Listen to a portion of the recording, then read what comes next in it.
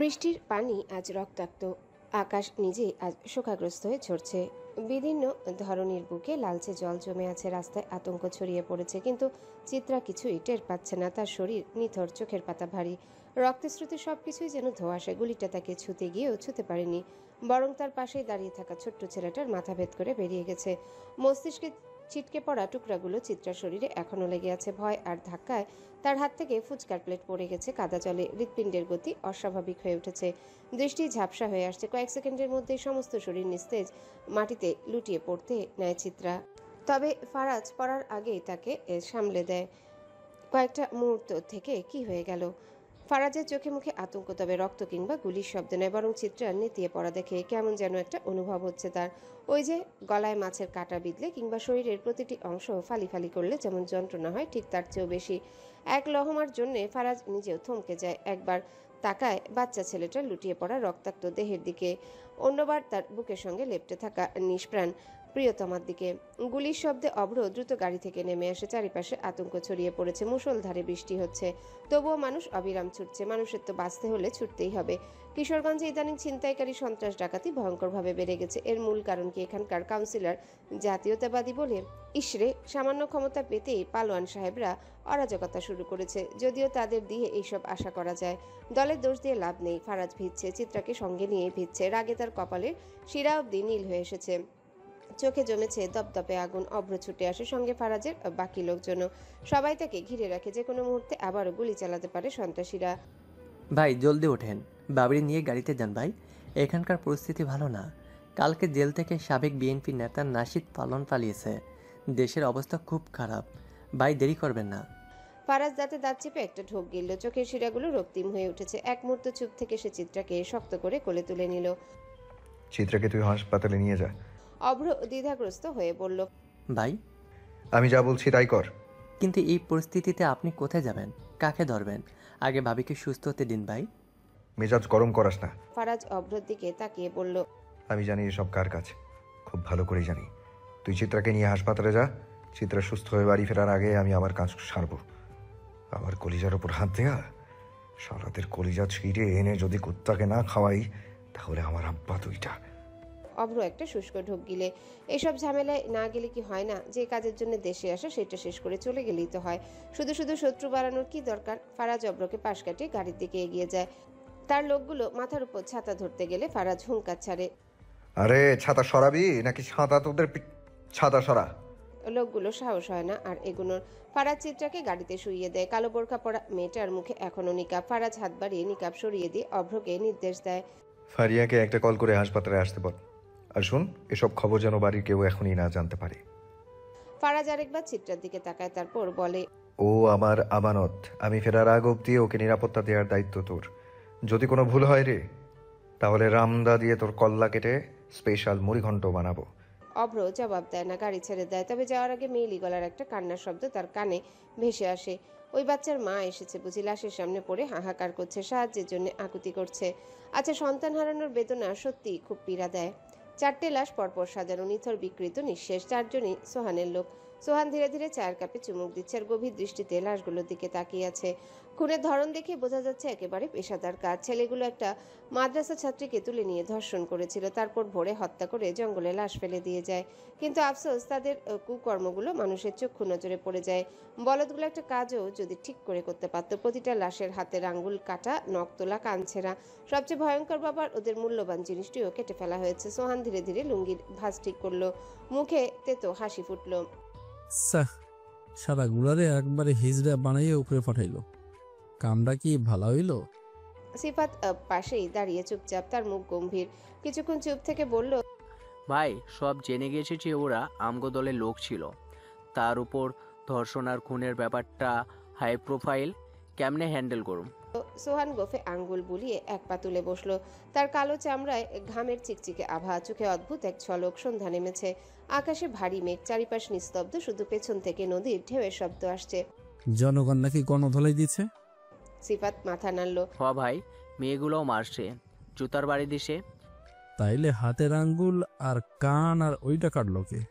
তাও আবার এমন কইরা? সোহান লাশগুলোর দিকে তাকিয়ে একবার ঠোঁট ভেজালো। এইভাবে শাস্তি দেওয়ার মতো ক্ষমতা ওই মাদ্রাসা মেয়েগুলোর কিংবা জনগণের থাকার কথা না, কারণ সবাই জানে এরা কার লোক। কেউ রাগ ক্ষোভ মিটিয়েছে নিশ্চিত, কিন্তু কে? সোহানের কালো চামড়া চকচক করছে। সে গোফে হাত বুলিয়ে পায়ের ওপর পা তুলে আরো কিছুক্ষণ লাশ চারটের দিকে তাকিয়ে রইল। সন্ধ্যা কেবল এখন, আকাশে বৃষ্টি নেই, তবে মেঘ জমে আছে। সকলের মতে এই চারজনকে জনগণ ধরে গণধোলাই দিয়েছে। মাদ্রাসার মেয়েগুলো সেখানেই ছিল, জুতার বাড়ি দিয়েছে। তবে সোহানের কেন জানি বিশ্বাস হচ্ছে না। মারধরের ধরন দেখে মনে হয়েছে কেউ রাগ ক্ষোভ মিটিয়েছে, কিন্তু কে? এখন লাশগুলো তো উদ্ধার করতে পারছি, তবে ওগুলোর কি করুম? পুলিশ তো লাশ খোঁজ করা শুরু করে দিছে। সিফাত বলল। ট্রলারে মানুষ আছে না? যে সিফাত কাঁধ ঝাঁকালো। ছুরি চাপাতি দিয়া পোলাফান গুলারে কাজে লাগাইয়া দে। লাশ গুলারে টুকরা টুকরা কইরা নদীর মাছগুলারে পেট ভইরা খাওয়ানোর ব্যবস্থা কর। লাশ হচ্ছে গিয়া প্রমাণ। লাশ থাকলে প্রমাণ থাকবো, প্রমাণ থাকলে পুলিশ ঘাটাঘাটি করব। গু যত লারবি তত গন্ধ ছুটব। যা এখন যেটা কইছি ওইটা কর। সিফাত মাথা ঝাঁকালো। বুঝছি ভাই। একটু থেমে আবার বলল। ভাই আরেকটা কথা, কাল রাতে যে চালান যাওয়ার কথা ছিল ওইখানে ঝামেলা বাঁধছে। মাল 2 দিন পর তেনারা নিব। সোহান ধীর স্থিরভাবে সিগারেট জ্বালালো, ধোঁয়া ছেড়ে বলল। আচ্ছা, সমস্যা নাই। টাকা পাইছে, এখন মাল নেক বা না নেক আমার তাতে যায় আসে না। তো মায়াগুলার যত্ন নিতাছস তো? হ। সাবধান থাকবি। মায়া মানুষ হইল ঝামেলা, তার উপর এতগুলো মায়া মানুষ। অগো হদিস যেন ভুলেও কেউ না পায়। সিফাত মৃদু করে হুঁ বলে থামলো, একটু ইতস্তত করলো, তারপর বলল। ভাই কইলা কাল রাতে যে নতুন মাইয়াটারে আনছি ওইটা কিন্তু এক্কের হীরা। চাইলে তিয়ার কইরা রাতে আপনার কাছে পাঠাইয়া পারি। আপনি তো ইদানিক অনেক চিন্তায় থাকেন। সোহান নদীর অন্ধকারের দিকে তাকিয়ে রইল। ধোয়ার কুণ্ডলি ধীরে ধীরে মিলিয়ে যাচ্ছে বাতাসে। তারপর ঘাড় ঘুরিয়ে সিফাতের দিকে তাকালো। নাম কি স্যামরির? সিফাত একটু ভেবে বলল। লিলুফা ওর নাম। চারিপাশে মৃদু হলুদ আলো ছড়িয়ে আছে। বাতাসে শুকিয়ে যাওয়া রক্তের গন্ধ। মাটিতে পড়ে আছে একটা পুরুষ, চোখ বাঁধা। শরীরের বিভিন্ন অংশ নিখুঁতভাবে ছেটে নেওয়া হয়েছে। পুরোই দক্ষ কষায়ের কাজ লাগছে। তার চারিপাশে আরো 5টি নিথর দেহ পড়ে আছে। সামনে কাঠের চেয়ারে বসে থাকা ফারাজ পিস্তলটা হাতে নিয়ে নেড়েচেড়ে দেখছে। তার চোখে মুখে অদ্ভুত দীপ্তি। মনে হচ্ছে মৃত্যু তার জন্য নতুন কিছু নয়, বরং এক প্রকার শিল্প। চারিপাশে কালো পোশাকে ঢাকা কয়েকজন দাঁড়িয়ে আছে। তাদের উপস্থিতি বাতাসের মতোই স্বাভাবিক, তবে ভয়ানক। ফারাজ ধীর গতিতে উঠে দাঁড়ালো। এক ঝলক চারিপাশে তাকিয়ে ইশারা করতেই একজন এগিয়ে এসে মাটিতে পড়ে থাকা লোকটার চোখ থেকে কালো কাপড়টা সরিয়ে নিল।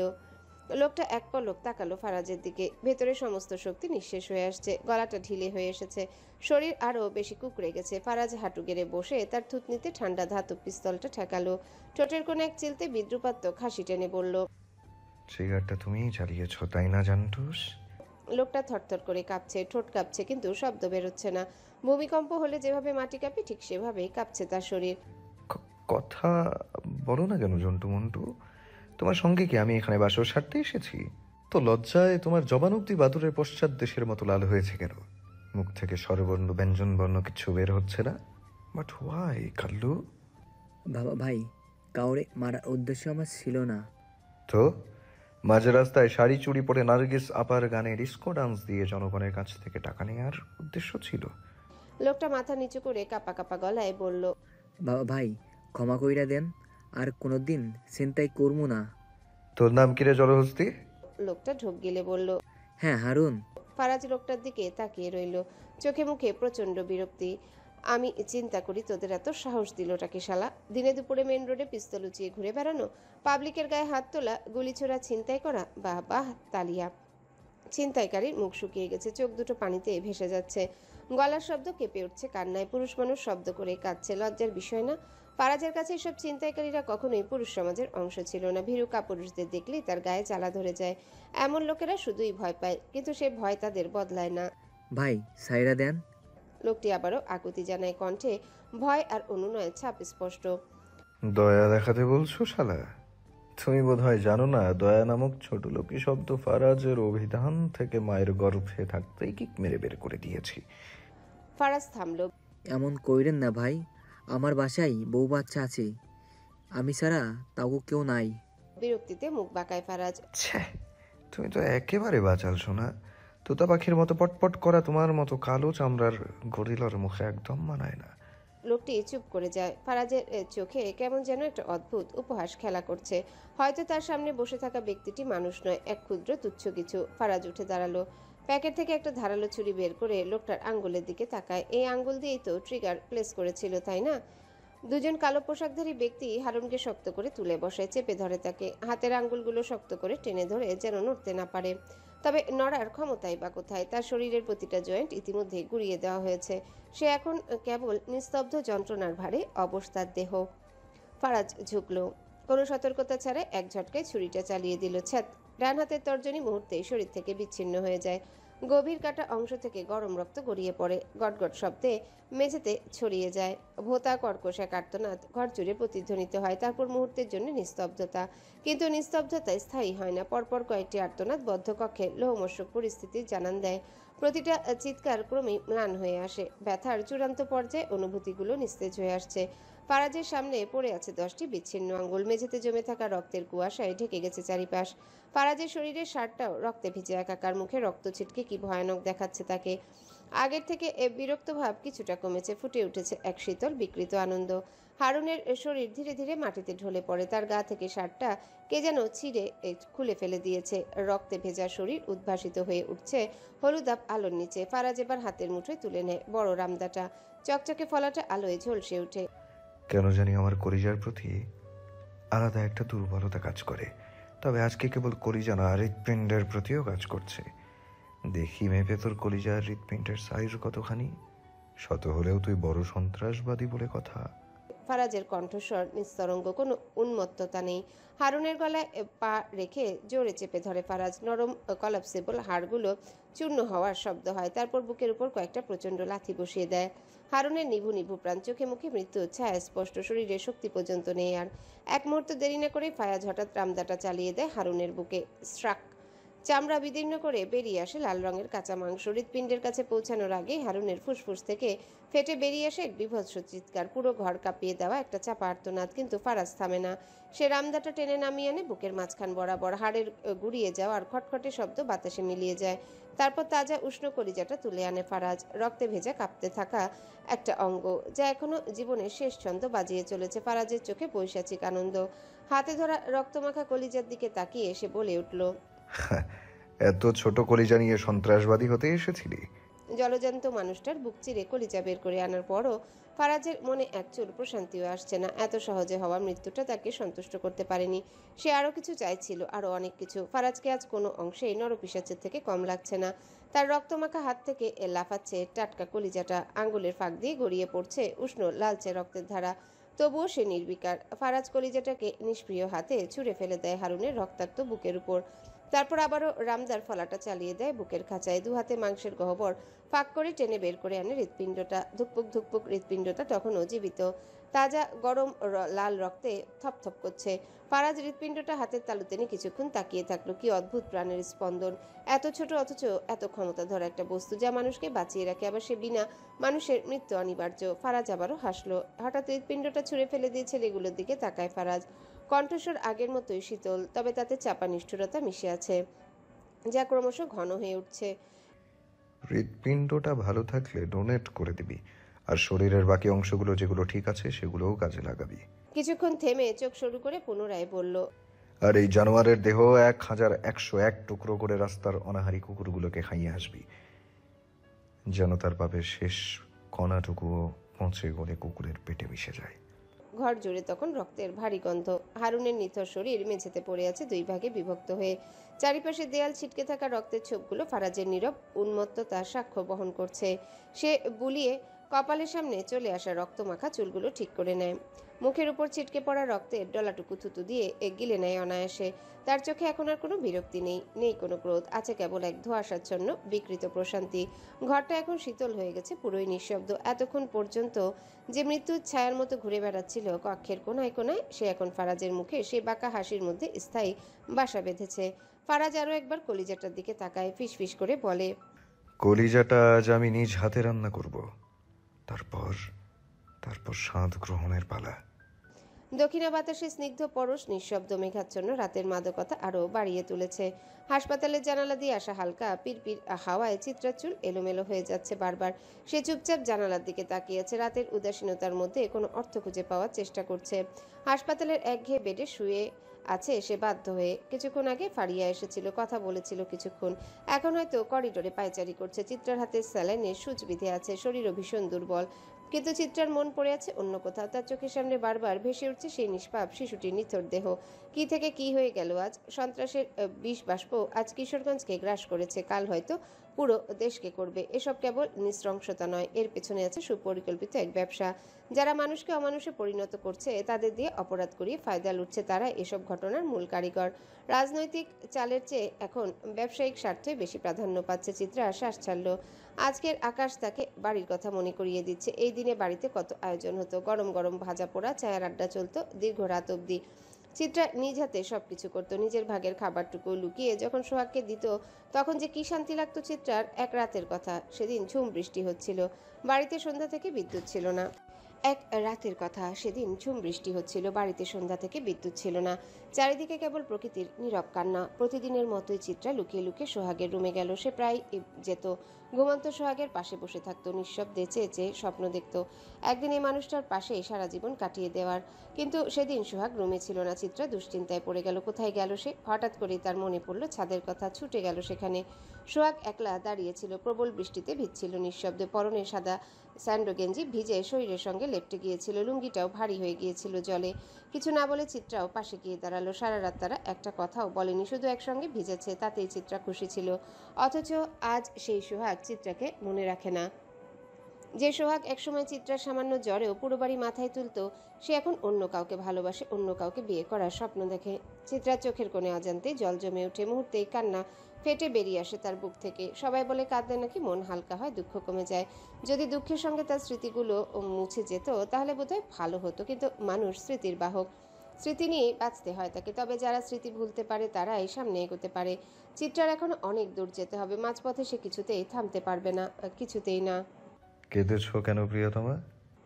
চিত্রার চোখের পানি আড়াল করার চেষ্টা করলো। পাশ ফিরে দেখলো দাঁড়িয়ে আছে ফারাজ, গায়ে একটা শুভ্র রঙা শার্ট, ব্লেজারটা হাতে। ফারাজ এগিয়ে এসে চিত্রার পাশে বসলো। চিত্রা মুখ ফিরিয়ে অভিমান জড়িত গলায় বলল, আমি ঠিক আছি। জোর করে এখানে বন্দি করার কারণ কি? রোগীরা ওষুধের ভয়ে এমন দু চারটে চাপা মেরেই থাকে, তাই বলে কি এসব বিশ্বাস করতে হবে? চাপাবাজ বললেন? ফারাজ চোখ শুরু করে তাকালো, ঠোঁটের কোণে এক চিলতে হাসি। কেন, কারো গায়ে লেগেছে বুঝি? দেখুন। এখানে দেখাবে? ফারাজ চারিপাশে চোখ বুলায়, জিহবা কেটে বলে, দুঃখিত বউ, রুমে সিসি ক্যামেরা আছে, তবে তুমি চাইলে আমি ক্যামেরার চোখেও পট্টি বেঁধে দিতে পারি। দেব নাকি? চিত্রা বিরক্ত চোখে তাকালো। আপনি কোন পদের মানুষ বলুন তো? ফারাজ মুচকি এসে একদম স্বাভাবিক গলায় জবাব দেয়, সেই পদ যেটা দিয়ে সৃষ্টিকর্তা তোমাকে আমার জন্য বানিয়েছেন। চিত্রা হতভম্ব হয়ে কিছুক্ষণ তাকিয়ে রইল, তারপর মাথা নাড়িয়ে বলল, আপনার মতো পুরুষ আমি আমার পুরো জীবনে আর একটাও দেখিনি। আপনার সঙ্গে পেরে ওঠা দায়। ফারাজ এলাহির একটাই ভার্সন ওপরওয়ালা তৈরি করেছেন প্রিয়। দুনিয়ায় শত পুরুষ পাবে, তবে ফারাজ এলাহি হারিয়ে গেলে কচুও পাবে না। চিত্রা বিরক্ত হয়ে বলল, নিজের এত প্রশংসা কেমন করে করেন? মুখ ব্যথা করে না? তোমার উপর দিয়েও তো কত ঝড় বয়ে যায়, কই ব্যথা করে না? ফারাজ চোখ টিপে মুচকি হাসলো। চিত্রা এক ঝটকায় মুখ ফিরিয়ে বলল, ছি, খালি ডাবল মিনিং কথাবার্তা, জাস্ট অসহ্যকর। ফারাজ মুখ ভেঙচি কেটে চিত্রাকে খেপানোর জন্য বলল, খোদা তোমার মুখে কচু ধলে দিয়েছে নাকি? মুখ থেকে চুলকানো কথাবার্তা ছাড়া ভালো কিছু বের হয় না। মুড়ি খাও শ্বশুর আব্বার মাইয়া। বাহিরে থেমে থেমে বৃষ্টি পড়ছে, ঘরের জানালা দিয়ে শো শো করে হাওয়া ঢুকছে। মার্জিয়া রান্নাঘরে ঢুকে ঠিক করে ফেললো আজ হবে জম্পেশ এক খাওয়া দাওয়া মেনু। খিচুড়ি, বেগুন, ইলিশ ভাজার, ইলিশের লেজ ভর্তা। সকালে সোহাগ ঘাট থেকে তাজা ইলিশ কিনে এনেছিল। জান্নাত নতুন বউ, তাই মার্জিয়া তাকে কাজ করতে দিচ্ছে না। মারিয়া শাশুড়িকে হাতে হাতে সাহায্য করে দিচ্ছে। শুক্রবার সোহাগ আর জান্নাতের বিয়ের একটা ছোটখাটো আয়োজন করা হবে, হাতে সময় নেই। সে বাজারগুলোও তো করতে হবে। বাড়িঘর এখন অগোছালো, দুনিয়ার কাজ পড়ে আছে। মার্জিয়া প্রথমেই পলোয়া চাল আর মুগ ডাল একসঙ্গে ধুয়ে পানি ঝরাতে দিল। তারপর কড়ায় অল্প ঘি গরম করে চাল ডাল হালকা ভেজে নিল, যতক্ষণ না হালকা বাদামি রং ধরে। মশলা কষানোর পর ভাজা চাল ডাল মিশিয়ে দিয়ে গরম পানি ঢেলে ঢাকনা দিয়ে রাখলো। 15-20 মিনিট পর ঢাকনা তুলতে দারুণ এক সুবাস। খিচুড়ির দানাগুলো একদম ঝরঝরে হয়ে এসেছে। শেষে 1 চামচ ঘি ছড়িয়ে দিল, যেন স্বাদ আরও বহুগুণ বেড়ে যায়। মার্জিয়ার স্বামী খুব পছন্দ ছিল এই খিচুড়ি, তবে বছরখানেক পেরিয়ে গেল ভালো খাবার তার গলা দিয়ে নামেনি। ওদিকে ভাজাভুজির কাজ মারিয়া করছে। কড়াইতে সর্ষের তেল ধোয়া ওঠা গরম করে মাছ ছাড়তে চিরবির শব্দে রান্না মুখর হয়ে উঠল। জান্নাত রুমে এসে বিছানায় ফেলে রাখা সোহাগের লুঙ্গিটা ভাঁজ করতে করতে বলল, আপনি তারে এখনো ভালোবাসেন? সোহাগ তখন পুরনো একটা ঘড়ির বেল্ট বদলাচ্ছিল। জান্নাতের কথায় তার কপাল কুঁচকে গেল। এক দৃষ্টিতে তাকিয়ে প্রশ্ন করল, কার কথা বলছো? ওই যে চিত্রা আপার কথা। সোহাগ হেসে বলল, তোমাকে কে বললো যে আমি এখনো তাকে ভালোবাসি? জান্নাত চোখ নামিয়ে নিয়ে ফিসফিস করে বলল। মন বলছে। সোহাগ একটা মেকি হাসি দিল, ঘড়ির দিকে তাকিয়ে বলল। মন তোমাকে ভুল বোঝাচ্ছে। জান্নাত চুপ করে রইল, কিছুক্ষণ থেমে বলল, শুনেছি সে নাকি খুব সুন্দরী। সোহাগ নিঃশ্বাস ফেলল, তারপর জান্নাতের চোখের দিকে তাকিয়ে বলল, তাতে কি আসে যায়? তুমি কি কোনো অংশে কম? জান্নাত তিক্ত হাসলো, মাথা নাড়িয়ে বলল, সে তো সোনা আর আমি কয়লা। সোহাগ গম্ভীর কণ্ঠে জিজ্ঞাসা করল, কয়লার মূল্য জানো? জানতে চাই না। সোহাগ এবার আর কিছু বলল না, তবে জান্নাত থামলো না। তার গলার স্বর কাঁপছিল। আপনি আমাকে ভালোবাসলে আমার কাছে আসতেন, ছুঁয়ে দেখতেন, কিন্তু আপনি তো আমার দিকে ফিরেও তাকান না। অথচ সবাই ভাবে আমাদের মধ্যে কত মহাব্বত, কিন্তু সত্যিটা শুধু আমি জানি।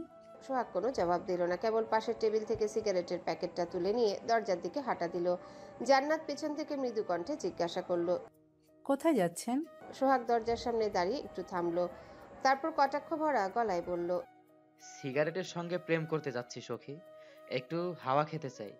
তুমি আম্মার কাছে যাও। জান্নাত আর কিছু বলল না, ঠোঁট কামড়ে চোখের পানি আটকে রাখলো। কেন তাকে এভাবে সারা জীবন কাটিয়ে দিতে হবে? কেন চিত্রা সোহাগের জীবনে না থেকেও সবটা নিয়ন্ত্রণ করছে? কোন অধিকারে? সৌন্দর্যের অধিকারে? জান্নাতের বুকের ভেতরটা মোচড় দিয়ে উঠল। এই কষ্টেরও কি কোনো শেষ নেই?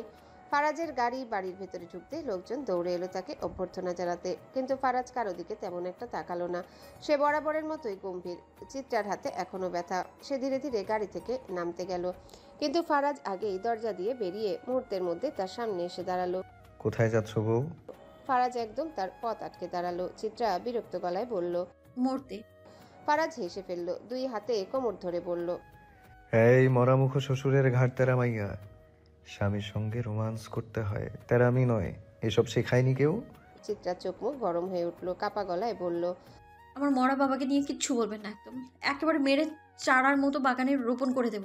তারপর ফারাজ একদম স্বাভাবিকভাবে কথার মাঝে যোগ করলো, তারপর সেই চারা গাছ বড় হবে, আর সেখান থেকে ফারাজ এলাহি নামক একটা হ্যান্ডসাম ফুলের জন্ম হবে। ফুলের ঘ্রাণ একেবারে এলাচের মতো হবে। চিত্রা চোখ ঘুরিয়ে বলল, হ্যাঁ, তাতে আমার এলাচ কেনার টাকাটাও বেঁচে যাবে, আর আপনাকে বাগান থেকে ছেড়ে নিয়ে গরম পানিতে চুবিয়ে চা বানিয়ে আয়েশ করে খাবো। ফারাজ নাক কুচকে বলল, যা দুষ্ট, তোমার মুখে দেখছি জমজমের পানি ছেটাতে হবে। খালি উল্টাপাল্টা কথা বলো, ছিঁড়ে ডুবিয়ে too much bad sound. Chitra হতবিহবল হয়ে গেল। আশেপাশে কর্মচারীরা তো তাকিয়ে আছে, অথচ ফারাজ এলাহির মনে একটুও লজ্জা নেই। চিত্রা কিছু বোঝার আগেই ফারাজ হঠাৎ ঝুঁকে তাকে দুই হাতে তুলে নিল। আরে আপনি কি করছেন? ছাড়ুন বলছি।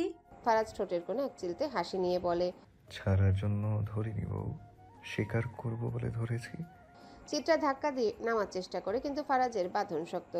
চিত্রাকে নিয়ে সরাসরি বাড়ির মধ্যে ঢুকে পড়ে। বাড়ির সবাই তাদের দেখছে, অথচ ফারাজের চোখে মুখে বিন্দুমাত্র সংকোচ নেই। চিত্রার মাথায় যেন বাজ পড়ল। এই লোককে সত্যি কন্ট্রোল করা সম্ভব?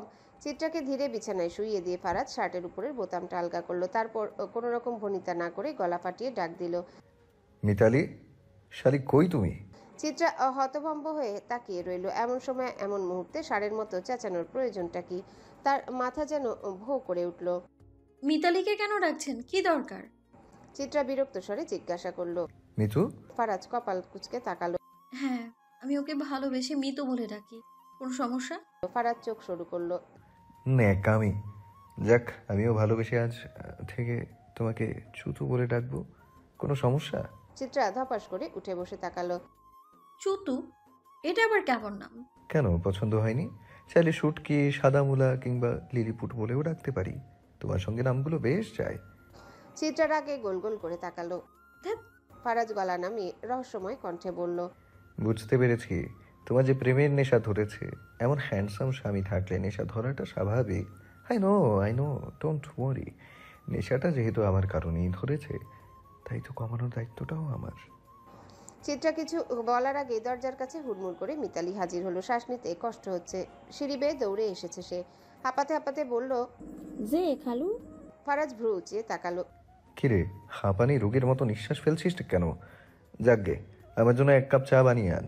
মিতালি মাথা ঝাঁকিয়ে সম্মতি জানিয়ে বলল, আইসা চা এসিনি একটু দিমু। ফারাজ একটু ভেবে বলল, তোর যা ইচ্ছে, তবে বইয়ের মতো অত মিষ্টি যেন না হয়। পরে যদি অকালে সুগার লেভেল বেড়ে যায়, তখন লোকে তো আমায় চিনি বাবা বলে ডাকবে। মিতালি কৌতূহল ভরা কণ্ঠে জিজ্ঞাসা করলো, চিনি বাবা মানে কি খালু? ফারাজ 1 সেকেন্ড চুপ থেকে বলল, তোর থাক কিছু না, যা আমার বইয়ের মতো কড়া করে 1 কাপ চা বানিয়ে আন। চা আর সিগারেট একসঙ্গে না খেলে আমার আবার বাথরুম হয় না, যা। মিতালি অবাক হয়ে ফারাজের মুখের দিকে তাকিয়ে রইল। আর চিত্রা, সে চোখ বন্ধ করে দীর্ঘশ্বাস ফেলল। এই লোককে ঠিক করতে গেলে তার নিজেরই মাথা ঠিক থাকবে না। ফারাজ চা সিগারেট খেয়ে গোসলে চলে গেল। রাতে গোসল না করলে তার ঘুম হয় না। দুনিয়ার পারমাণবিক বোমা নিক্ষেপ করলেও ফারাজ এলাহির গোসল করা চায়। তার একটাই কথা, দুনিয়া মারা যাক, তার শুধু গোসল করতে পারলেই হলো। গোসল শেষে চিত্রাকে রুমে দেখতে না পেয়ে ফারাজের মুখটা কালো হয়ে যায়। তার ঔষধটা যদি এমন দৌড়াদৌড়ি করে, তাহলে ফারাজ নিজের রোগ কী করে সারাবে? ফারাজ কালো ট্রাউজার আর টি শার্ট পরে নিচে নেমে আসলো। ফারাজের লুঙ্গির সঙ্গে দুশ্মনী আছে। শালা লুঙ্গি চিত্রা একেবারে বেইমান, হুটহাট খুলে যায়। চিত্রা থেকেও 1 ধাপ উপরে ধাপ্পাবাজ লুঙ্গি। চিত্রাকে তো ফারাজ কন্ট্রোল করতে পারে, তবে লুঙ্গিকে আয়ত্তে আনা তার পক্ষে সম্ভব হয়নি। ফারাজের মুসলমানের কথা, তাকে তার মা বিছানায় শুইয়ে রেখেছিল। লোকজন সবাই ফারাজকে দেখতে এসেছিল। সবাই একটু পরপর লুঙ্গি উঠে ফারাজের মূল্যবান সম্পদ দেখে কত কি বলে চলে গেল। মানে কি একটা অবস্থা! মানুষ বলা নেই কওয়া নেই, তার ইজ্জত দেখে চলে যাচ্ছে। বাবার বন্ধুর একটা মেয়েও তাকে সেদিন দেখতে এসেছিল, বয়সে ফারাজের সমানই। ওই শালিও ফারাজের লুঙ্গি তুলে ইয়েটা দেখে ফিক করে হেসে বলেছিল, হি হি সাদা কেচো। ফারাজ ব্যথায় সেদিন উঠতে পারেনি। যদি পারত তাহলে ওই শালির চুল ছিঁড়ে দিত। সেদিনের পর থেকে লুঙ্গি জিনিসটাকে ফারাজের ছোট লোকই মনে হয়, হুটহাট খুলে যায়। একবার তো লুঙ্গির সঙ্গে ফারাজকে বেল্টও পরতে হয়েছিল, তাই ফারাজ লুঙ্গি পরে না। সে কেন লুঙ্গি পরবে? ওইসব ছোট লোকেরা পরে। ফারাজ ভাবনা থেকে বেরিয়ে আসে। ওইসব ভয়ানক দিনের কথা সে মনে করতে চায় না। ফারাজ নিচে এসে দেখে অন্তর্মহলে সবাই মিলে আড্ডা দিচ্ছে, একসঙ্গে মিলে লুডু খেলছে। নদী ভাবি, ফারিয়া, নীরু আর মোহনা ভাবিও একসঙ্গে খেলছে। চিত্রা এক কোণে দাঁড়িয়ে খেলা দেখছে। ফারাজ চিত্রার দিকে এগোতে গেলেই একটা কল আসে তার ফোনে। অভ্র কল করেছে। ফারাজ অভ্রের কথাগুলো মনোযোগ সহকারে শুনলো, শেষে জবাব দিল, আমি আসছি, রান্না করে পার্সেল পাঠাতে হবে না? ভাবিগণ, আপনারা আমার বউকে খেলায় নিচ্ছেন না কেন? থাক বউ, আমরা দুজনে একা খেলবো, আই মিন লুডু। চিত্রা বিরক্ত ভঙ্গিতে মুখ বাঁকালো। বড়দের সামনে কি করে কথা বলতে হয় জানা নেই। বিদেশ থেকে একেবারে লাগামহীন হয়ে গেছে। নীরু একপাশ থেকে ফারাজের দিকে তাকিয়ে কটাক্ষ করলো, শার্টটা তোমাকে খুব মানিয়েছে ফারাজ ভাই। প্রথমে ভাই, তারপর চেটেপুটে খাই। মেয়ে জাতিকে দিয়ে ভরসা নাই রে নীরু, এদের নজর বহুত খারাপ। তুই কিন্তু নজর ঠিক রাখিস। আমার আবার কাজিন রিলেটেডে পোষায় না, থ্রিলার পছন্দ, ওটা ছাড়া জমে না। নীরু বিরক্ত হয়ে মুখ ভেঙচি কাটলো। ফারাজ তা দেখে আবারও যোগ করলো, মুখটা বাঁকা হয়ে গেলে বিয়ে শাদী কেমন করে দিব? প্রতিবন্ধী বিয়ে দিতে গেলে তো অর্ধেক সম্পত্তি আবার জামাইয়ের নামে সৎকা দিতে হয়। নীরু রাগ করে উঠে গেল। ফাঁকা স্থানে ফারাজ চিত্রাকে বসিয়ে দিয়ে বলল, আমার ফিরতে দেরি হবে, আরতে যাচ্ছি। তুমি প্রিয়তমা আজকে রাতটা হ্যান্ডেল করো কোনো মতে। জানি আমাকে ছাড়া তোমার ঘুম আসবে না। চিত্রা সাদা রঙের একটা কামিজ পরিহিত, বাড়ির অন্য সব বউরা শাড়ি পরা। কেমন যেন তার অস্বস্তি লাগছে। ফারাজ বিষয়টা লক্ষ্য করলো। চিত্রাকে নিজের কাছে টেনে এনে হিসিয়ে বলল, অস্বস্তির কিচ্ছু নেই প্রিয়তমা, তোমাকে সব কিছুতেই মানায়। ভাবছি তোমার কামিজ পরার বিধি চালু করব। শাড়ি পরবে শুধু রাতে, একান্ত আমার জন্য। ফারাজ পোশাক বদলায় না, যেভাবে ছিল সেভাবে বেরিয়ে পড়ে। বাহিরে অব্র তার জন্য অপেক্ষা করছে। তবে যাওয়ার আগে চিত্রাকে সে বলে যায়, বউ সাবধানে চাল দিও। মোহনা ভাবি কিন্তু 1 নম্বরের খাসটা, খালি বাটপারি করে। নীলুফাকে দেখার জন্য কেমন যেন মনটা ব্যাকুল হচ্ছে সোহানের। যেইভাবে তার বর্ণনা দেওয়া হয়েছে, ব্যাকুলতা কাজ করাটা কি স্বাভাবিক নয়? সিফাতকে সঙ্গে নিয়ে সোহান পালোয়ান ট্রলারের বন্দিশালায় গেল। একবার গিয়ে সব মেয়েদেরই এক নজরে দেখে নিল সে। এই মেয়েগুলো মিয়ানমারে যাবে, যেখানে তাদের নানা কাজে লাগানো হবে। বেশিরভাগ ক্ষেত্রে এমন কাজে যা কোনোভাবে সম্মানজনক নয়।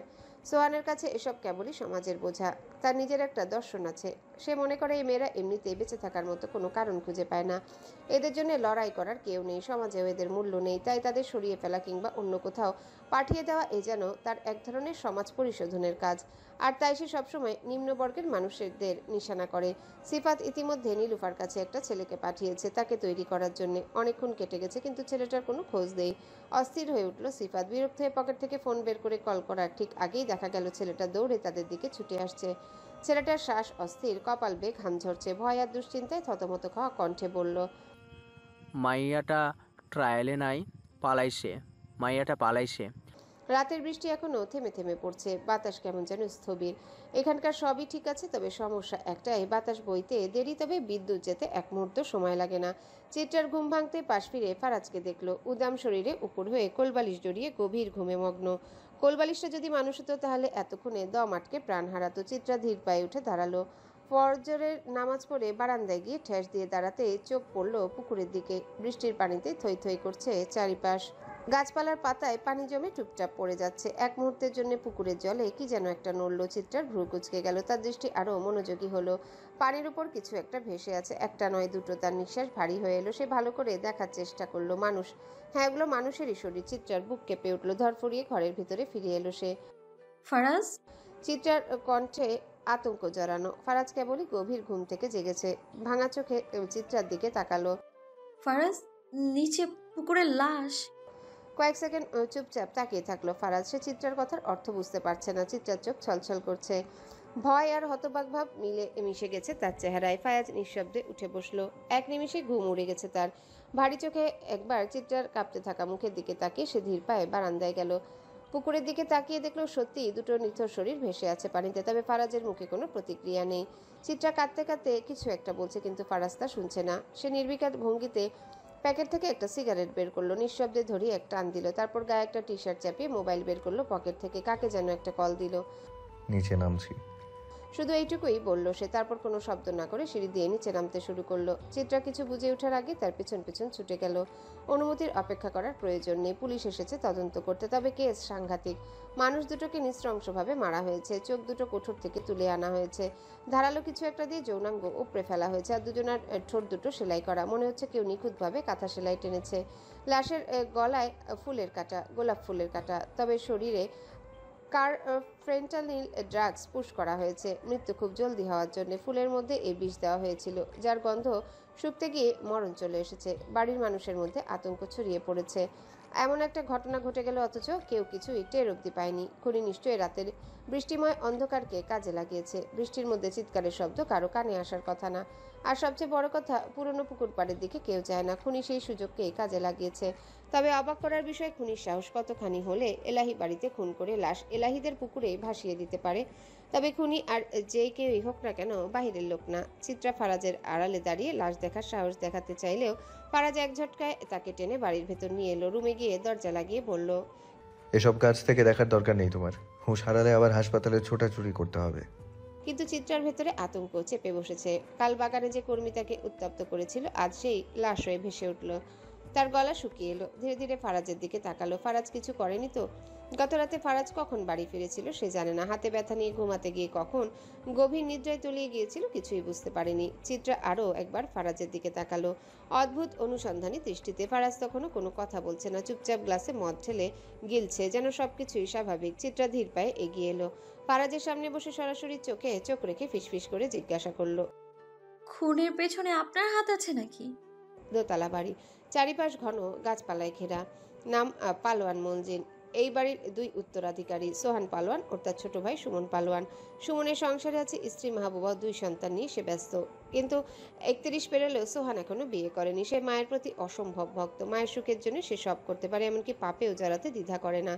তবে তার মায়ের কাছে তার অন্ধকার দিক সবসময় অজানা। জানলে মা কষ্ট পাবেন, আর সেই কষ্টের কারণ হয়ে দাঁড়ানোর সাহস সোহানের নেই।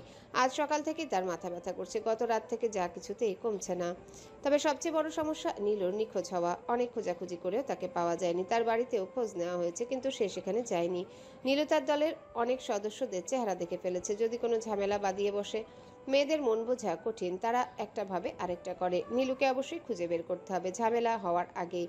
আর ওপর দিয়ে হারুনকে সহ আরও কিছু লোককেও নাকি খুঁজে পাওয়া যাচ্ছে না। শুনেছে তাদের মধ্যকার হারুনের ভুলবশত ওই ট্রিগার চালানোর ফলে একটা বাচ্চা মারা গিয়েছে, সেটা নিয়ে ঝামেলা চলছে। এখন সেই ভয়ে কি সবাই একসঙ্গে উধাও হলো নাকি? সুমনের স্ত্রী মাহবুবা গরম গরম কলিজা ভুনার গরুর তেলে ভাজা মোটা পরোটা সাজিয়ে রেখেছে টেবিলে। সোহানের মা অসুস্থ, তাই তার খাবার রুমেই পাঠিয়ে দেওয়া হয়েছে। দেখভালের জন্য এক মহিলা আছেন, তিনি মাকে খাইয়ে দিবেন। সোহান হাত মুখ ধুয়ে টেবিলে বসতেই চোখ পড়ল কলিজা ভুনার দিকে। একটা অদ্ভুত মাতাল করা গন্ধ ভেসে আসছে, যেন খাবারের মধ্যে কিছু মিশিয়ে দেওয়া হয়েছে। সে পরোটা ছিঁড়ে কলিজা ভুনায় ডুবিয়ে মুখে পুরে দিল। স্বাদে তার চোখ আপনা আপনি বন্ধ হয়ে এলো। কিছুক্ষণ পর মাহবুবা রান্নাঘর থেকে বেরিয়ে এসে দেখে সোহান আঙ্গুল চেটেপুটে খাচ্ছে। এতটাই সুস্বাদু হয়েছে, সোহান থালায় তাকিয়ে দেখলো খাবার প্রায় শেষ। সে বিস্মিত গলায় বলল, মাহবুবা, আজকে তোমার রান্নার হাত এত ভালো হলো কেমনে? আর কলিজা ভুনা নাই? মাহবুবা অবাক হয়ে বলল, যতটুকু ছিল ততটুকুই তো গরম করে দিলাম। সোহান ভ্রুকুটি করল। ছিল বলতে? মাহবুবা জবাব দিল, কেন রাইতে না আপনি একটা টিফিন বক্স পাঠাইলেন? সোহানের মুখ কঠিন হয়ে গেল। আমি? একটা লোক আইছিল, বাক্স দিয়া কইল আপনি পাঠাইছেন। রাইতে তো আপনি আসেন নাই, তাই সকালে গরম কইরা দিলাম। ভালো কথা, টিফিন বাক্স যেই ব্যাগে দিয়া দেওয়া হয়েছিল সেইখানে একটা কাগজও ছিল, আমি খুইল্লা দেখি নাই। সোহানের শরীরটা কেমন জানি শিওরে উঠল। কপালের ব্যথাটা হঠাৎ যেন বেড়ে গেল। সে ধীর পায়ে উঠে দাঁড়ালো। মাহবুবা রান্নাঘরের দিকে এগিয়ে গেল ব্যাগটা আনার জন্য। মাহবুবা ব্যাগটা এনে কাগজটা বের করে সোহানের দিকে বাড়িয়ে দিল। সোহান কাগজটা খুলে চোখ বুলাতে কিং কর্তব্য বিমূঢ় কাগজে ছোট্ট করে লেখা, হারুনের কলিজা ভুনাটা কেমন হয়েছে? খুব যত্ন করে রান্না করেছি। সাবধান করছি, আমাকে ঘাঁটতে আসিস না, নিজেই ঘেঁটে যাবি। নিজের লোকদেরকে সতর্ক করবি। আরেকবার ভুল হলে বিরাট মাসুল গুনতে হবে। কিন্তু এবার শুধু ডেমো দেখালাম, পরের বার তোর কলিজাটা ছিঁড়ে ভুনা করব। সোহানের ভেতরটা মোচড় দিয়ে উঠল, গা গুলিয়ে আসছে। তাড়াতাড়ি বেসিনের কাছে গিয়ে ঝুঁকে পড়ল, থুতু ফেললো। মানুষের কলিজা এতক্ষণ ধরে উপভোগ করছিল সে, এত স্বাদ করে খাচ্ছিল। চিন্তাটা মস্তিষ্কে ধাক্কা দিতে আরও একবার অস্বস্তিতে কুঁকড়ে উঠল সে। গলার গভীরে একটা বমি বমি ভাব জমাট বাঁধে, হাতের আঙ্গুলগুলো অবশ হয়ে আসছে। কোন হারামের কাজ এসব? কে হারুনকে মেরেছে? ভাই, আপনি সোহান পালোয়ানের সঙ্গে শত্রুতা কেন করছেন? মানে কুত্তার লেজে পাড়া দিয়ে কামড় না খাওয়া অবধি শান্ত হবেন না? 14টা ইঞ্জেকশন খাওয়ার এতই শখ? ফারাজ ঠোঁট বাঁকিয়ে বলল, হাসছে পালোয়ানের ওকালতি করতে। কয় টাকা সদকা দিয়েছে রে কুদ্দুসের আব্বা তোরে? অভ্র বিরক্ত মুখে বলল, এই নামে ডাকা কবে বন্ধ হবে? বারবার কেন মনে করিয়ে দেন আমার যে বিয়েই হয় নাই? না মানে যেখানে বিয়েটাই হলো না সেখানে বাপ হওয়া কি বিলাসিতা নয়? ফারাজ বুকে হাত দিয়ে চোখ বুজে বলল, উপস, কি কষ্ট রে মাইরি, দুঃখে আমার পেছন ব্যথা করছে। অভ্র ভ্রু কুচকালো। ভাই কষা না। দূর হ ছাওয়াল, আবার কষা হবে কেন? আমি লিটারে লিটারে মদ গিলি। তবে দেখিস সিঙ্গেল থাকার কষ্ট যেন তোর আবার কষা না হয়ে যায়। Be careful.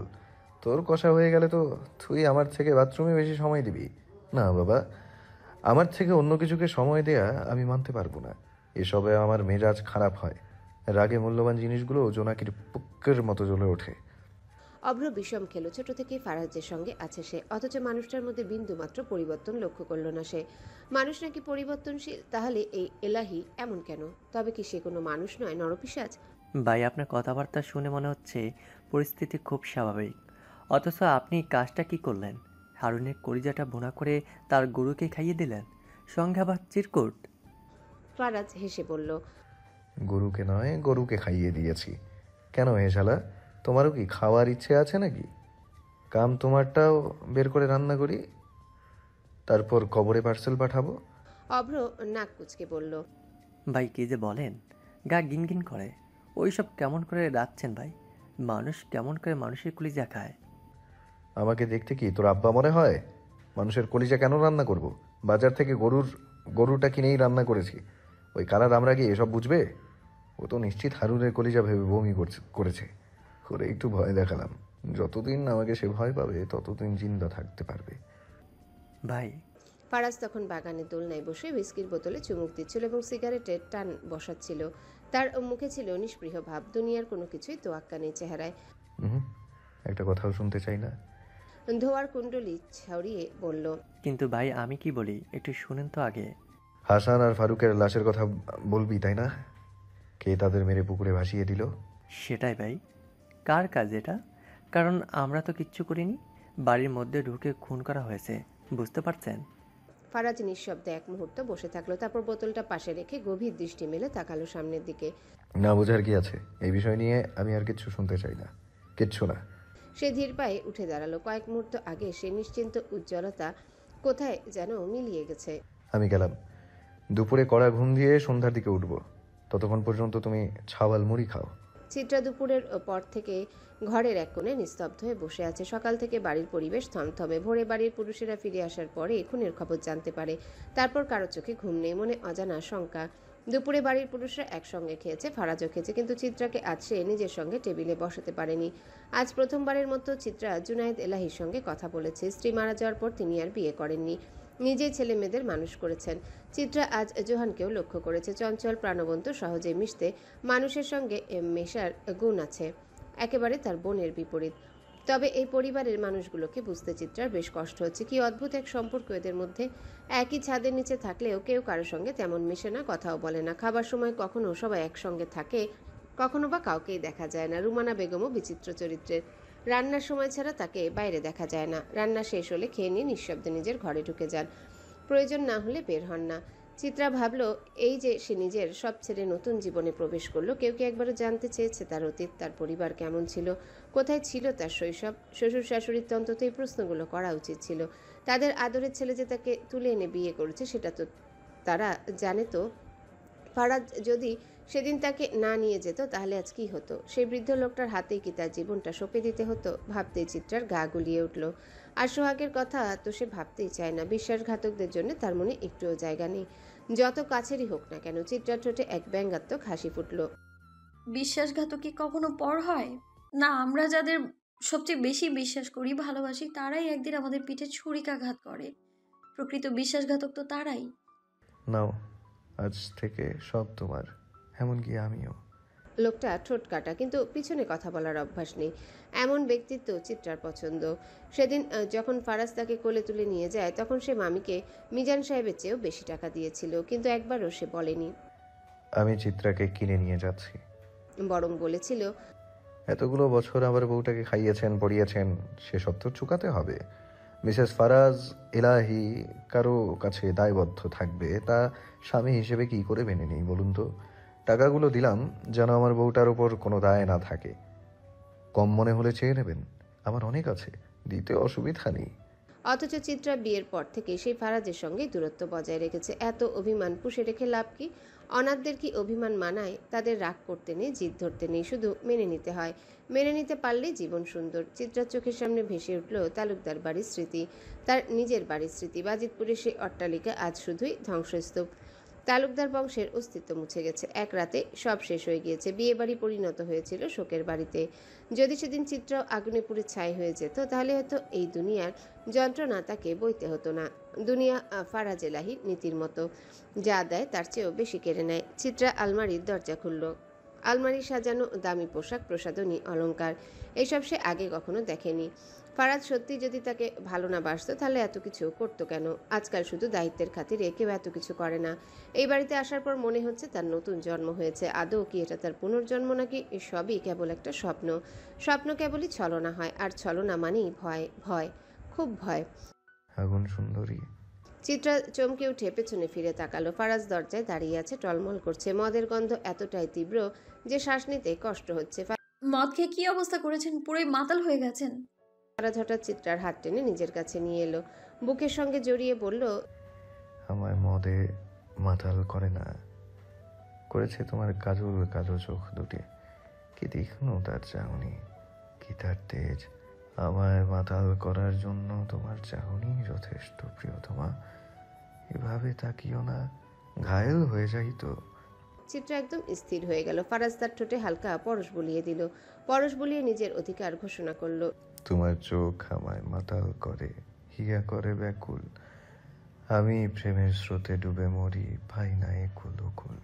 চিত্রা ধাক্কা দিয়ে নিজেকে ছাড়িয়ে নিল, মুখে একটা কঠিন ভঙ্গি এনে বলল, ডুবে মরার আগে ব্রাশ করে মরবেন প্লিজ।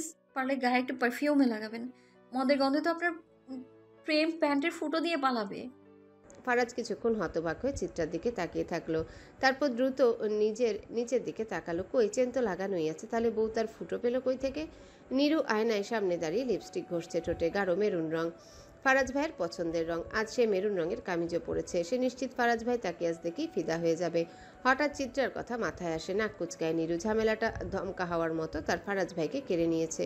যে করে হোক ফারাজ ভাইকে পটাতেই হবে। ফারাজ একবার পটে গেলে নীরু তাকে বিয়ে করে নিবে, তারপর চিত্রাকে এমনি চাল খাটিয়ে বাড়ি ছাড়া করবে। নীরু নিঃশ্বাস ছাড়লো। কী সব বকছে সে। মাথায় নির্ঘাত গ্যাস্ট্রিক হয়েছে। আয় হায়, গ্যাস্ট্রিক থেকে যদি আলসার হয়ে যায় আর তারপর যদি নীরু মারা যায়, তখন ফারাজ ভাইকে বিয়ে করবে কেমন করে? না, প্ল্যান করতে হবে ঠান্ডা মাথায়। নীরু ঘড়ির দিকে তাকায়। সন্ধ্যা 7টা বাজতে এখনো 2 মিনিট বাকি আছে। জলদি নীরু টিভি ছাড়লো। রিমোট টিপে স্টার জলসা বের করলো। একটু পর তার পছন্দের নাটক শুরু হবে, কিছুতেই মিস করা যাবে না। নাটক দেখে বুদ্ধি নিয়ে ঠান্ডা মাথায় চিত্রাকে বাস দিতে হবে। নীরুর পাশের রুমটা জোহানের। এই বাড়িতে যদি কারো রুম সবসময় অগোছালো থাকে, তবে সেটা একমাত্র জোহানের। একটা বেপরোয়া ছেলে, ইচ্ছে করে পড়াশোনা শেষ করেনি। শ্যামবরণ, লম্বাটে গড়ন, উস্কো খুস্কো চুল, দেখলে মনে হয় চিরুনির ধার মারায়নি বহুদিন। একটা গিটার আছে তার, বিকেল হলে সেটা নিয়ে বেরিয়ে পড়ে বন্ধুদের সঙ্গে।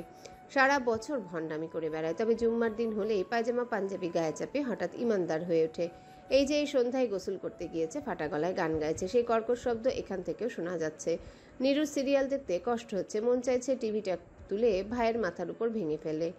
সে গলা ফাটিয়ে চেঁচিয়ে উঠল, ষাঁড়ের মতো চেঁচাচ্ছ কেন ভাই? নিজেকে অরিজিৎ সিং ভাববার দরকার নেই। তুমি সারা জীবন হিরো আলমই ছিলে, আছো আর থাকবেও। ওপাশ থেকে গানের আওয়াজ আরো বেড়ে যায়। নীরু রাগে গজগজ করতে করতে উঠে দাঁড়ায়। টিভি পুশ করে দিয়ে একেবারে জোহানের রুমের দিকে এগিয়ে যায়। তার ইচ্ছে করছে দরজা ধাক্কিয়ে এক ঝটকায় তার ভাইকে তুলে জানালা দিয়ে ছুঁড়ে ফেলতে। ঠিক তখনই হুট করে কারেন্ট চলে যায়। পুরো বাড়ি নিমিষে অন্ধকারে ঢেকে যায়। বালের কারেন্টের আব্বা মরছে নাকি? কি যে শুরু করছে!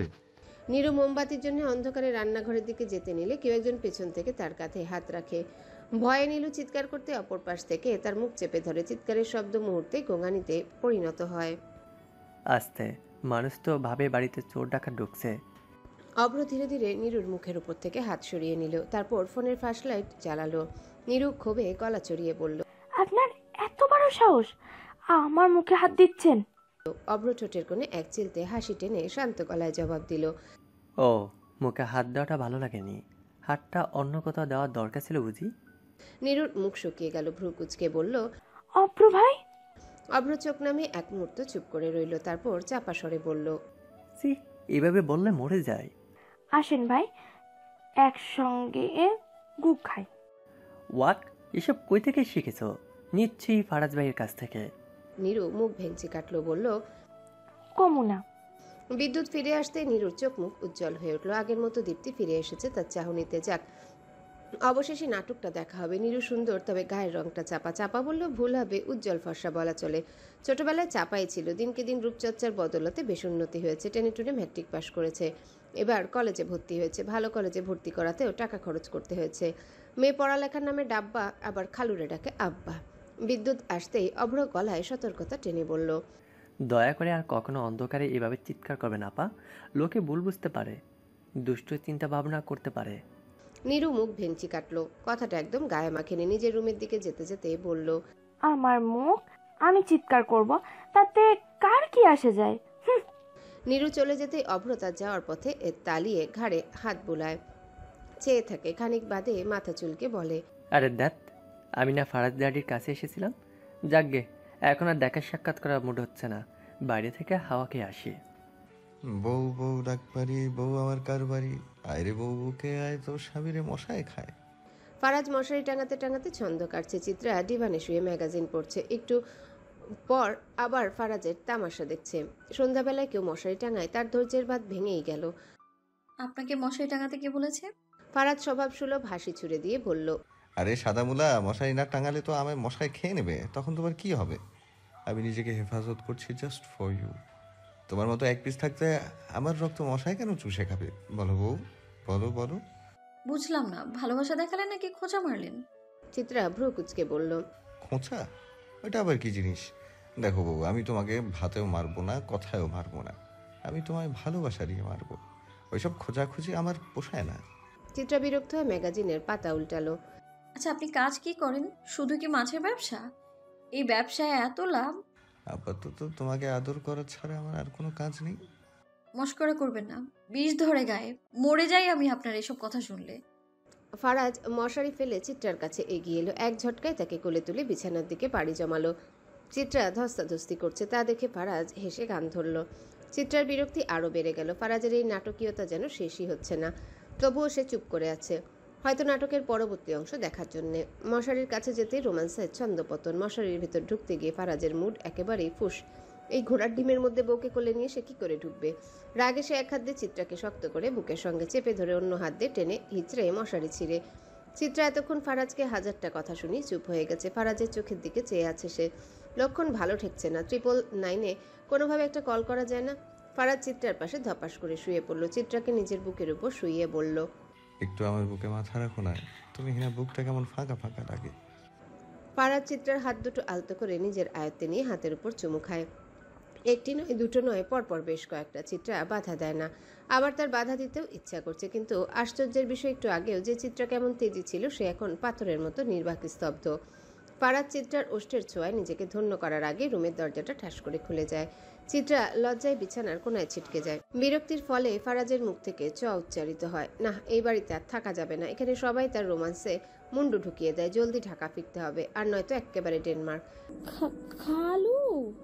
মিতালি একবার ঘরের দিকে তাকালো। মশারি ফ্লোরে এবড়ো থেবড়ো হয়ে পড়ে আছে। এই রুমে কি ভূমিকম্প হয়েছে নাকি?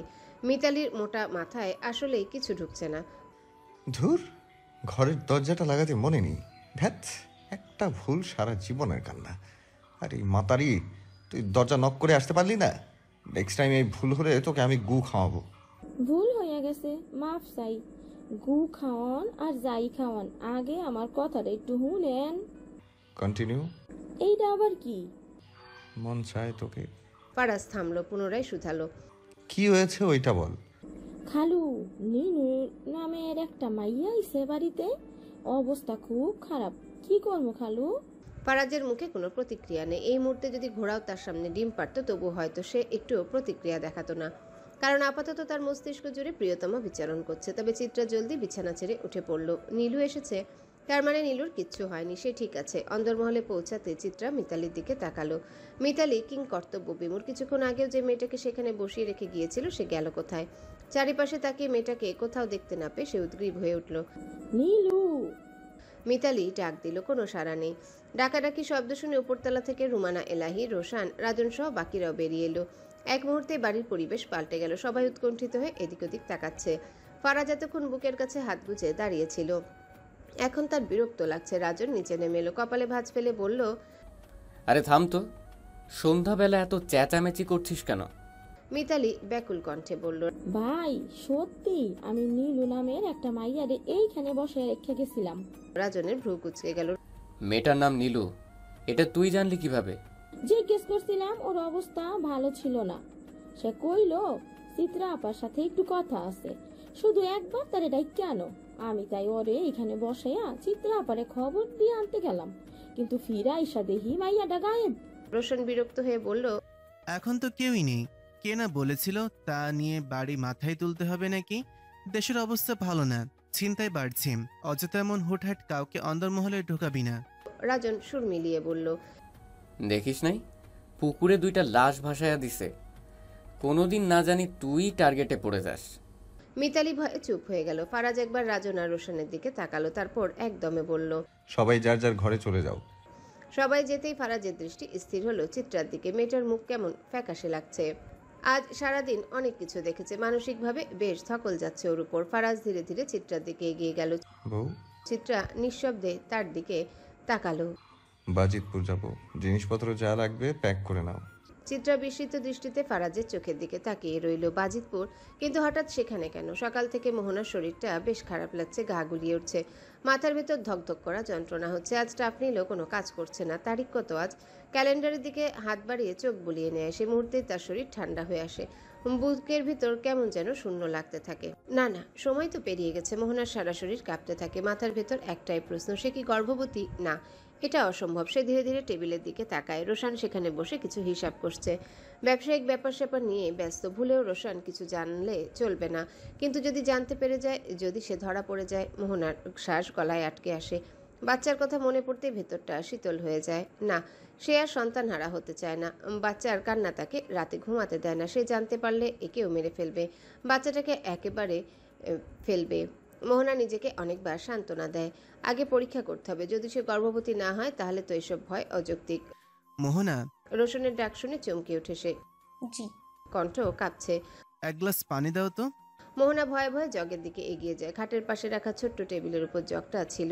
গ্লাসে পানি ঢালতে গিয়ে মোহনার হাত কাঁপছে, তবু সে নিজেকে সামলে নেয়। পানি নিয়ে রোশনের দিকে এগোতে আবারও ডাক পড়ল। এই মোহনা। চমকে ওঠে সে। হাত ফসকে গ্লাসটা পড়ে যায় মেঝেতে। মুহূর্তের মধ্যে ভেঙে চূর্ণ বিচূর্ণ হয়ে যায় কাচের গ্লাসটা। রোশন এক ঝলক ভাঙা কাচের দিকে তাকায়, তারপর মুহূর্তের মধ্যে মোহনাকে টেনে নিয়ে আসে কাছে। গলা চেপে ধরে দাঁতে দাঁত পিষে বলে, কে লুকাচ্ছ জানেমান? আমাকে চিনো তো? আমি কেমন সেটা আশা করি জানো। নিজের জমদূতকে দেখো না। রোশন মোহনাকে ধাক্কা দিয়ে কাচের উপর ফেলে দেয়। চোখের সামনে দপদপ করতে থাকে রক্তমাখা কাচের টুকরো। শরীরের একপাশ ক্ষতবিক্ষত, রক্ত গড়িয়ে পড়ছে মেঝেতে। তবু মোহনার মুখ থেকে কোনো শব্দ বের হয় না। সে ধীরে ধীরে উঠে দাঁড়ায়, যন্ত্রণা চেপে ধরে নিজেকে সামলায়। যদি মাটির নিচে একটা ফাটল থাকতো তাহলে সে তাতে ঢুকে চিরদিনের মতো হারিয়ে যেত, কিন্তু তার উপায় নেই। মৃত্যু ছাড়া মুক্তি কোথায়? আকাশ আজ এক শোকপট, কালো মেঘের দুর্ভেদ্য আবরণে ঢাকা। নেই চন্দ্রের রূপালী আলো, অসহায়ভাবে বিলীন হয়ে গেছে।